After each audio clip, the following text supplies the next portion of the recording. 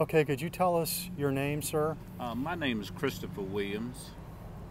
And if you could tell us what happened last night.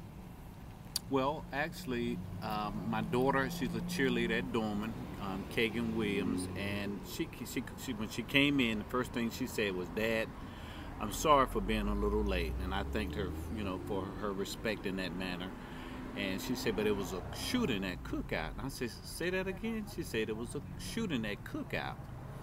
So immediately it startled me because, I look at my daughter as just a kid.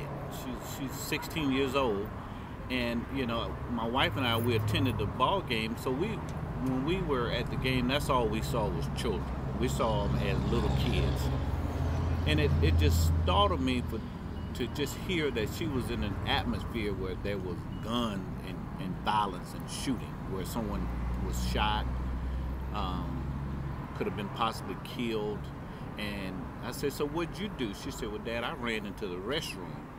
And I said, where did your friend go?" She said, "She ran into the kitchen." So that to me described pandemonium. I mean, they didn't know what to do. They even lost sight and track of one another, just to show you how afraid they were. They were running for their lives in essence. So, I was thinking, well, what am I getting ready to say to my daughter? To help her to understand, the culture that she is a part of.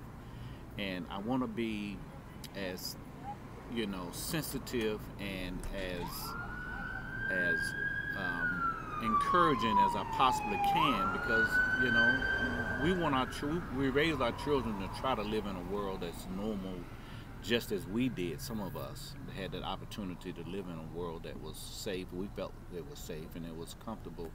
But it appears now that kids can't even go and get a burger without, the breakout of fighting and violence. So it saddened me.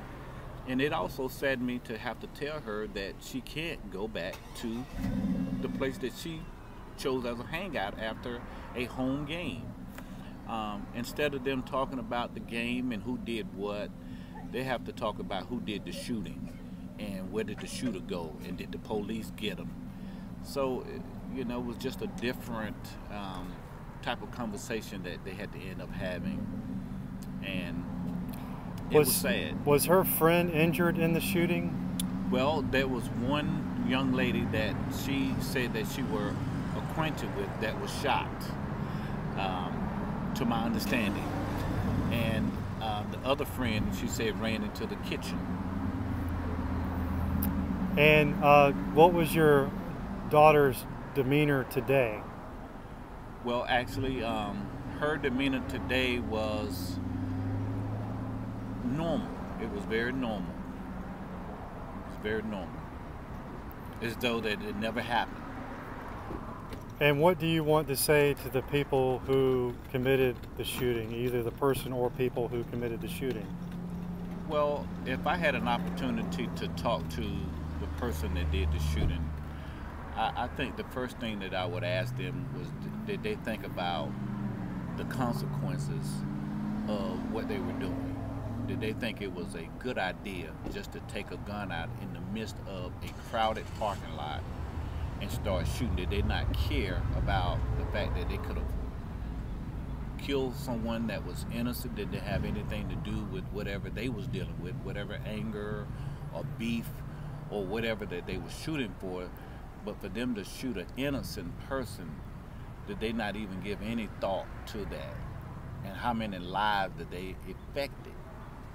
I mean, that's why I'm sitting here talking to you now, because it affected my life, and evidently it's affecting yours because it's a part of your job now. So I just think that as far as the person that did the shooting, or the person that whoever was involved in the shooting, that we need to think about that the life that we were given, we want to use it in a way that it is more rewarding and more of who we are. We have to find out who we are and live the life of who we would like to be. And surely you don't want to go around just knowing yourself as a shooter. What other lessons do you think the community as a whole can learn from something like what happened last night? I think as a whole that our community can learn that we live in a society where our children are now living and operating in a environment that is very dangerous, and we cannot take it for granted as parents. We have to be very particular about where we allow our children to go.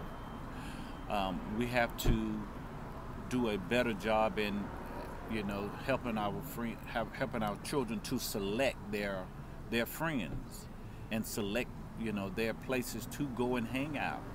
And we as parents, especially Christians, we have to do a better job of praying for our children, being intercessors for our children, and being a better example as far as telling them what they should do and what they should not do. So as a whole, we need to pray for Spartanburg, and not just Spartanburg County, but all the surrounding counties. And we need to ask God to help us to deal with the evil that has invaded us. Is there anything else that you would like to say before we wrap up? Well, I just want to thank you for the opportunity as a platform, just to speak. And I pray that God will use this opportunity for you and I, this time that we've shared together, for His glory.